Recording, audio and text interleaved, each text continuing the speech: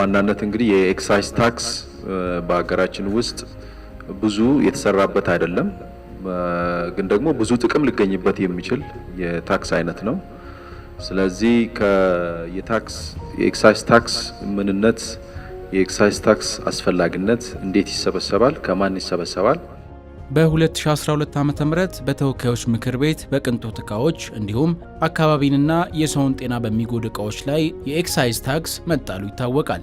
ረቂቅ አዋጁም መንግስት ተገቢውን ግብር መሰብሰብ እንዲችል የሚያግዝ ኮንትሮባንድና ህገወጥ ንግድን በመከላከል ረገድም አስተዋጽኦ የሚያደርግ የታክስ አሰባሰብ ስርዓት ነው። ይህ አዋጅ ከጸደቀ ከዓመት በላይ ቢሆነውም አሁንም በገቢ ሰብሳቢውና በንግድ ማህበረሰቡ ላይ የግንዛቤ ክፍተት እንዳለ ይስተዋላል። የገቢዎች ሚኒስቴር ከአዲስ አበባ ገቢዎች ባለስልጣን ጋር በመተባበር ለከፍተኛ አመራሮችና ባለሙያዎች በኤክሳይዝ ታክስ አዋጅና አተገባበር ዙሪያ የምክክር መድረክ አዘጋጅቷል። የመድረኩ ዓላማ በህዝብ ተወካዮች ምክር ቤት በየካቲት 2012 ጸድቆ የወጣውን የኤክሳይዝ ታክስ አዋጅ ቁጥር 1186 ለአዲስ አበባ የገቢዎች ባለስልጣን ኃላፊዎች ማስተዋወቅ ነው እና ይሄ አዋጅ በትክክል ስራ ላይ እንዲውል ለማድረግ የአዋጁን ይዘት፣ አፈጻጸሙ እንዴት መሆን እንዳለበት በሚገባ ግንዛቤ ለማስጨበጥ ነው። ኤክሳይዝ ታክስ አዋጁ ከወጣ ከአንድ ዓመት በላይ ሆኖታል። አፈጻጸሙ ጥሩ ነው ሊባል ይችላል። ምክንያቱም የኤክሳይዝ ታክስን አጠቃላይ አፈጻጸም ያየን እንደሆነ ከእቅዱ ከ100% እና ከዛ በላይ አካባቢ እየተሰበሰበ ነው ያለው። ነገር ግን ይሄ ብቻ አልነበረም መሰብሰብ የነበረበት። ብዙ የአደረጃጀት ጥያቄዎች ያልተመለሱ፣ እንደገና የአሰራር ስርዓት በሚገባ ያልተዘረጋ በመሆኑ ምክንያት ኤክሳይዝ ታክስ አዋጁ በተፈለገው መጠን ስራ ላይ እየዋለ ነው ብሎ ለማለት አይቻልም። በየመስሪያ ቤቱ ማለትም በየአምራች ኢንዱስትሪው የኤክሳይዝ ታክስ አዋጁን በሚገባ ለማስገንዘብ እርግጥ በየትልልቅ መድረኮች የንግዱ ማህበረሰብ አባላት ተሳትፈው ግንዛቤ እንዲያገኙ ተደርጓል። ነገር ግን ዝርዝር ስልጠናዎችን መስጠት፣ በትክክል በአዋጁ መሰረት ስራቸውን እየሰሩ መሆኑን መገምገም፣ መከታተል ያስፈልጋል። ከገቢዎች ሚኒስቴር ጋር በጋራ በመሆን በኤክሳይዝ ታክስ አዋጁ ላይ ምንነት፣ አስፈላጊነትና አተገባበሩን በሚመለከት የጋራ ውይይት እያደረግን ያለ ነው። እንደምታወቀው ይሄ ኤክሳይዝ ታክስ ከዚህ በፊት በ1995 ዓ.ም የወጣ አዋጅ ነው። በድጋሚ እንደገና ተሻሽሎ አምና በአዲስ መልክ አዋጁ ወጥቷል። ነገር ግን ደግሞ ከአዋጁ አተገባበር ጋር በተገናኘ የሚነሱ ችግሮች ስለነበሩ የግንዛቤም ችግር ስለነበረበት ያንን የግንዛቤ ችግር ሊፈታ በሚችል አይነት መንገድ ከቢሮ ጀምሮ እስከ ቅርንጫፍ ድረስ ያሉ ስራ አስኪያጆች፣ ምክትል ስራ አስኪያጆችም ጭምር የሚሳተፉበት መድረክ ነው ማለት ነው። ከዚህ በፊትም ለአንድ ጊዜ ለተወሰኑ አመራሮች ስልጠና ተሰጥተዋል። ይህኛው ሁለተኛ ዙር ስልጠና ነው። እንደሚታወቀው የኤክሳይዝ ታክስ ስርዓት ቅርብ ጊዜ በአዋጅ ተሻሽሎ በአዋጅ ደረጃ ወጥቶ ወደ ተግባር እየተገባበት ነው ከመጋቢት 2 ጀምሮ። በዛ ዙሪያ ላይ ከዚህ በፊት በእኛ ተቋም ያሉትን የተወሰኑትን አመራሮች ስልጠና ሰጥተናል። ወደ ስራም ተገብቶ አሁን ኦልሬዲ ስራው ተጀምሯል። አጋጣሚ ሆኖ ደግሞ የተወሰኑ አመራሮች አልሰለጠኑም ነበረ። ዛሬ እንደምታዩት ከገቢዎች ሚኒስቴር ጋር በመሆን ያንን ስልጠና እየሰጠን ነው። ጥሩ ስልጠና ነው። ግንዛቤ የሚያስጨብጥ ለአመራሩ፣ ቀጣይ አመራሩ ወደ ታች ሲወርድ ስራውን በትክክል ለመስራት ተግባራዊ ለማድረግ የሚረዳ ስልጠናና ጥሩ ስልጠና ነው። መድረኩ በግብር ከፋዮችና በገቢዎች ባለስልጣን መሃል ያለውን የኤክሳይዝ ታክስ አዋጅ አፈጻጸም ግንዛቤ እንዲጨምር ታስቦ የተዘጋጀ ሲሆን በመካከል የሚፈጠሩ አለመግባባቶችን ያስወግዳልም ተብሎ ይጠበቃል። መብራራትን የሚፈልጉ የአዋጅ አንቀጾች እንዲሁም በታክስ ባለስልጣኑ ባለሙያዎች ዙሪያም ያለውን የግንዛቤ ክፍተት ለመሙላት እንደሚረዳ በመድረኩ ተነስቷል። አዋጁ ከወጣ አንድ ዓመት ያህል ሆኖታል። ነገር ግን የግንዛቤ ማስጨበጫ ስራ መስራት እንኳን ከተጀመረ ገና 3 ወር 4 ወር ቢሆን ነው በአዲስ አበባ ደረጃ። ስለዚህ አዋጁን ደግሞ በትክክል መገንዘብ ካልተቻለ በአፈጻጸም ላይ ችግር ይፈጠራል። በገቢዎች ባለስልጣንና በታክስ ከፋዩ መካከል አለመግባባት ይፈጠራል። ስለዚህ ይህ አለመግባባት ደግሞ ገቢው በሚገባ እንዳይሰበሰብ እና በታክስ ከፋዩ ዘንድም ቅሬታ እንዲኖር ምክንያት ይሆናል። ስለዚህ እንዲህ አይነት ነገሮች እንዳይፈጠሩ በትክክል የኤክሳይዝ ታክስ የሚከፈልባቸው ሸቀጦች የትኞቹ ናቸው? ታክሱ መቼ ነው የሚከፈለው? መቼ ነው ለማን ነው መሰብሰብ ያለበት? የታክሱን የማይሰበስቡ ላይ የሚወሰደው እርምጃ ምን መሆን አለበት? ይህን የሚሉ ተገቢ የሆነ አረዳድ በታክስ ከፋዩና በታክስ ባለስልጣኑ ሰራተኞች ዘንድ መኖር አለበት። በእርግጥ አንዳንዶቹ የአዋጆቹ አንቀጾች ተጨባጭ ያልሆኑና ግብር ከፋዩንም በአግባቡ የማያሰሩ የነበሩ ናቸው። በሌላ በኩል ደግሞ ቁጥጥርና ክትትል የሚያደርገውም አካል በቂ እውቀት ኖሮት እንዳይሰራ የሚያደርጉ ብዙ አስቸጋሪ ነገሮች ነበሩት። ስለዚህ አሁን ተሻሽሎ የቀረበው ከመጀመሪያው ከነበረው አዋጅ በጣም ብዙ ነገሮችን ማሻሻያ ያደረገበት ነው። በባህሪው እቃ ላይ የሚጣል ታክስ ነው።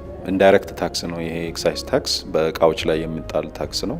በተለይ እነዚህ የቅንጦት እቃዎች ተብሎ የሚወሰዱ በህብረተሰቡ ጤና ላይ ጉዳት ያደርሳሉ ተብሎ የሚወሰዱ እቃዎች እና ደግሞ በየጊዜው ሰፊ ፍጆታ ወይም ደግሞ የፍጆታ ፍላጎታቸው እየጨመረ በሄደ ቁጥር ዋጋቸውን ቢጨምር እንኳን ፍላጎት የማይቀንስባቸው ምርት አይነቶች አሉ። በእነዚህ ላይ የሚጣሉ ናቸው። ከዚህ በፊት በእቃ ላይም በአገልግሎት ላይ የሚሰጥ ነበርና አሁን ግን ኤክሳይዝ ታክሱ የሚሰጠው በእቃ ላይ ነው። እቃው ከውጭ የሚገባ እቃ ሊሆን ይችላል፣ ኦር ሀገር ውስጥ የሚመረት እቃ ሊሆን ይችላል። ከዚህ በፊት ከነበረው የተለየ የሚያደርገው ደግሞ በዛው ልክ አሁን ቁጥጥሩ በጣም ከፍተኛ ነው። ከመነሻው ከሚመረትበት ጊዜ ጀምሮ የሚመረትበት ቦታ፣ ስቶር ስታንዳርዱ፣ ከዛ በኋላ የሚወጣበት ሂደቶቹን እንትን ይፈልጋልና በዛ ልክ የኛ አመራር የኛ ሰራተኛ ግብር ከፋዩም ጭምር በዛ ልክ አውቆ እንግዲህ የዚህ በፊቱ ብዙም ቁጥጥር አልነበረውም። የአሁኑ ግን ከሚመረትበት ጊዜ ጀምሮ እስከሚሸጥበት ካልተሸጠ ሲመለስ እነዚህ ሁሉ ጥንቃቄ ስለሚደረግ በዚህ ላይ የግንዛቤ ነው ትልቁ ችግር። እሱ ላይ እኛ በሰራተኛ ከግብር ከፋይም ጋር ውይይቱ ከዚህ በኋላ የሚቀጥል ነው የሚሆነው ማለት። ልብስ ስፌትን የወሰድን እንደሆነ አሁን በአንዳንድ የባለስልጣኑ ባለሙያዎች ያረዳድ ልብስ ስፌት በሙሉ የኤክሳይዝ ታክስ ይከፈልበታል የሚል አረዳድ አላቸው። ህጉ ደግሞ የልብስ ስፌት በፋብሪካ ደረጃ የተደራጁ ናቸው ልብስ ስፌት የሚከፈልባቸው የሚል ነው ህጉ ላይ የተቀመጠው። ስለዚህ ፋብሪካ ማለት ምን ማለት ነው? ስንት ሰዎችን የያዘ ነው? ስንት መሳሪያ ያለው ነው? ምን ያህል ካፒታል ያለው ነው? ስለዚህ ኤክሳይዝ ታክስ በየአካባቢው የባህል ልብስ የሚያመርቱ ወይም ደግሞ በስፉልኝ ስራ ላይ የተሰማሩ አነስተኛ ገቢ ያላቸውን ሰዎች የሚመለከት አይደለም።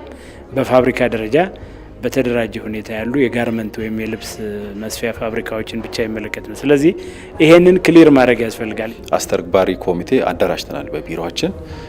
ስለዚህ ዝም ብሎ ለባለሙያዎች ብቻ ሰጥተን ይተግበር ከምንለው ይልቅ አስተግባሪ ኮሚቴ አደራጅተን አስተግባሪ ኮሚቴው በቂ እውቀት ኖሮት እና ግንዛቤ ኖሮት እንዲያወርደው እንቅስቃሴ ተደርጓል። ይሄ በመሆኑ ምክንያት በጣም ብዙ ችግሮችን መፍታት ችለናል። ለምሳሌ አንዳንዱ በኤክሳይዝ ታክስ ውስጥ ማለፍ የሌለበት ጭምር እንዲያልፍ የተደረጉበት ሁኔታ ነበር ከዚህ በፊት። አሁን ባለው ሁኔታ ግን አዋጁንና መመሪያውን መነሻ በማድረግ የማይመለከታቸው ከኤክሳይዝ ታክሱ እንዲወጡ ተደርጓል። የሚመለከታቸው ብቻ በኤክሳይዝ ታክስ ውስጥ እንዲያልፍ ተደርጓል። አንዳንዱ ከዚህ በፊት በኤክሳይዝ ስም ተመዝግበው የነበረ ነገር ግን ደግሞ ዘርፍ የቀየረ ይኖራል። እነሱንም ጭምር ከውስጥ መረጃዎችን በማጣራት በትክክል የሚመለከታቸው ብቻ በኤክሳይዝ ታክስ ስርዓት ውስጥ እንዲገቡ እየተደረገ ነው የሚገኘው። የአዲስ አበባ ገቢዎች ባለስልጣን አዋጁን የሚያስተገብሩ ኮሚቴዎች አደራጅቶ በኤክሳይዝ ታክስ ስር ማለፍ የሚገባቸውን ግብር ከፋዮች እንዲለዩና የኤክሳይዝ ታክስ ግብር የማይመለከታቸውን ግብር ከፋዮች ከታክስ ውጪ የማድረግ ስራ እየሰራ እንደሆነም ያነሳል። ከንግዱ ማህበረሰብ ጋርም በተደጋጋሚ በታክሱ ዙሪያ ውይይት እየተደረገ ሲሆን በአፈጻጸም ዙሪያ ቀሪ ስራዎች ለንግዱ ማህበረሰብ መስጠት ቢያስፈልግም ምርቶቻቸውን የማሳነስና የመደበቅ ሁኔታ እንደሚታይ በገንዘብ ሚኒስቴር የታክስ አማካሪው ይናገራሉ። ንግዱ ማህበረሰብ ጋር በዚህ አዋጅ ላይ በእውነቱ በጣም በርካታ ጊዜ ነው ውይይት የተደረገው። አዋጁ በረቂቅ ደረጃ ላይ በነበረበት ጊዜ በርካታ ውይይት ተደርገዋል። እንደገና አዋጁ ከጸደቀ በኋላ የጸደቀውን አዋጅ ለማስተዋወቅ በርካታ ውይይቶች ተደርገዋል። በእነኚህ ውይይቶች ላይ የሚነሱ የነበሩ ጥያቄዎች አንዳንዶቹ የታክሱን ድንጋጌዎች ካለማወቅ የተነሳ የግንዛቤ ጥያቄዎች ናቸው የሚነሱት። ይሄ እንዴት ነው የሚፈጸመው? ይሄን እንዴት እናስፈጽማለን የሚል ነው። አንዳንዶቹ ደግሞ ይሄ አዲሱ ሕግ ተጨማሪ ገቢ ወይም ተጨማሪ ግብር እንድንከፍል ግዴታ የሚጥልብን ሊሆን ይችላል በሚል ይህንን ግብር ላለመክፈል ሲባል ይሄን ማድረግ አንችልም፣ እንደዚህ መፈጸም አንችልም፣ ለምሳሌ ደረሰኝ መቁረጥ አንችልም፣ ምርቶቻችንን ቅድም ስጠቅስ እንደነበረው ፋብሪካ ጋር አይደለም የምንሸጠው፣ በየአካባቢው ነው የምንቸረችረው። ስለዚህ ደረሰኝ እንዴት አድርገን ነው በፋብሪካ ደረጃ የምንሰጠው? እንዲህ የሚሉ ጥያቄዎች ነበሩ። ተገቢ ናቸው የተባሉ ጥያቄዎች በሙሉ ምላሽ እንዲያገኙ ተደርጓል። ዋናው ዓላማ እንግዲህ ገቢ ለመሰብሰብ ነው። የተሻለ ገቢ መሰብሰብ መቻል አለበት። ከተሰበሰበውም ገቢ ደግሞ በአግባቡ ለሌሎቹ ዲስትሪቢዩት መደረግ መቻል አለበት። የህብረተሰቡ ጤና መጠበቅ መቻል አለበት። እንደዚሁም ደግሞ የአካባቢ ጥበቃንም ከመጠበቅ አኳያም የራሱ አስተዋጽኦ አለው። ስለዚህ ይሄኛው አሁን የወጣው ተሻሽሎ የወጣው አዋጅ እነዚህን ነገሮች ልመልስ በሚችል አይነት መንገድ ነው አዋጁ የወጣው ማለት ነው።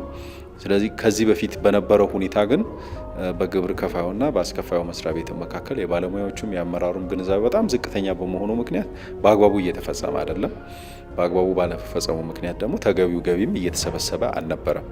ስለዚህ አሁን ተሻሽሎ የወጣው አዋጅ ምንም እንኳን ከአተገባበር አኳያ የዘገየን ቢሆንም እኛ በተለይ ከመጋቢት ወር ጀምሮ በጣም በተጠናከረ መንገድ በኤክሳይዝ ታክስ ውስጥ ሊያልፉ የሚገባቸው ግብር ከፋዮች እነማን ናቸው ብሎ የመለየት እነሱን ከለየን በኋላ ደግሞ ለእነሱ ስልጠናዎችን የመስጠት ምክንያቱም ራሱን ማወቅ ስላለበት ማለት ነው። እነዚህን ስራዎች እየሰራን እንገኛለን። አብዛኛው ግብር ከፋይ ያው ኤክሳይዝ ታክስ የተጣለባቸው ምርቶችን የሚያመርቱ የተመዘገቡም አለ፣ በዚህ አጋጣሚ ያልተመዘገቡም አለ።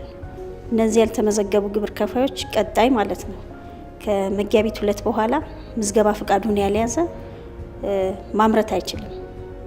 ስለዚህ ሰርተፊኬቱን ቅርንጫፍ ጽህፈት ቤት ግብር በሚከፍልበት ሄዶ ሰርተፊኬት ሊወስድ ይገባል።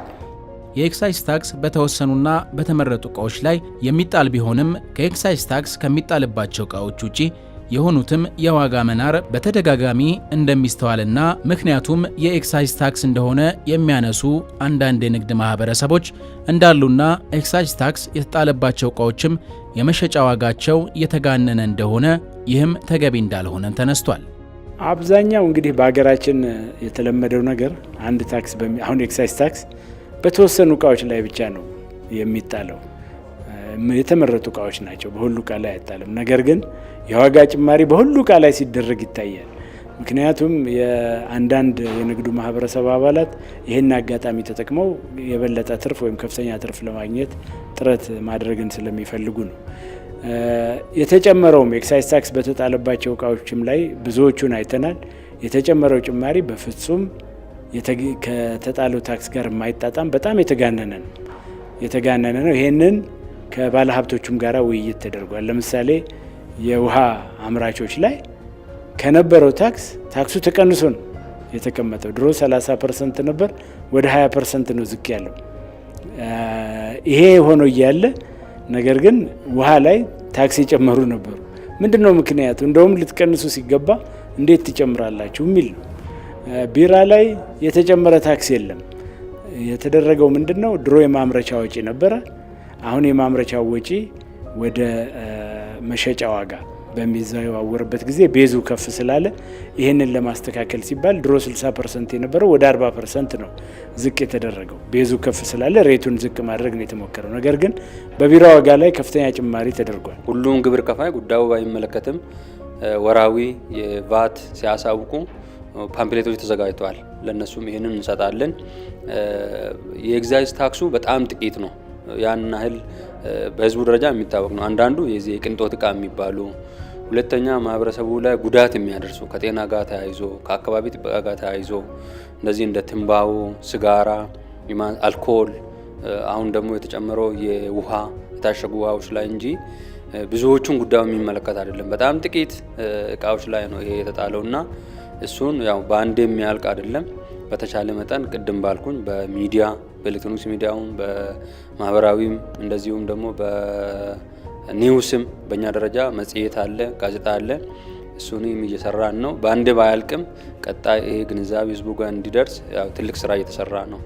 የአዲስ አበባ ገቢዎች ባለስልጣን 400 ሺህ የሚጠጉ ግብር ከፋዮች ውስጥ የኤክሳይዝ ታክስ ከፋዮች ቁጥር ትንሽ ቢሆንም የኤክሳይዝ ታክስ የተጣለባቸው እቃዎች የማህበረሰብን ጤና፣ የአካባቢ ብክለት የሚያስከትሉና መሰረታዊ በመሆናቸው ምክንያት የገበያ ፍላጎታቸው የማይቀንስ እንደመሆናቸው መጠን መንግስት ማግኘት ያለበትን ገቢ በአግባቡ እንዲያገኝ ታስቦ የተዘጋጀ ነው። የልምድ ልውውጥ መድረኩም ወጥነትን የተከተለ የአሰራር ሂደት የታክስ ባለስልጣኑ አመራሩም ሆነ ባለሙያው እንዲሁም ከንግድ ማህበረሰቡ እንደሚጠበቅ የመድረኩ ተሳታፊዎች አንስተዋል። አመራሮች ናቸው፣ ስራ አስኪያጆች መሪ ናቸው። መሪ ደግሞ ከሰራተኛ የበለጠ ግንዛቤ ሊኖረው ይገባል። ስለዚህ ከዚህ ጋር በተያያዘ እንዴት ነው መፍታት ያለበት የግብር ከፋይ ችግርን፣ ሰራተኞቹንስ እንዴት መመራት ያለበት፣ ለመምራት በቂ ግንዛቤ እውቀት ያስፈልገዋል። ስለዚህ እውቀት ግንዛቤ እንዲያገኙ የተሰጠ ስልጠና ነው።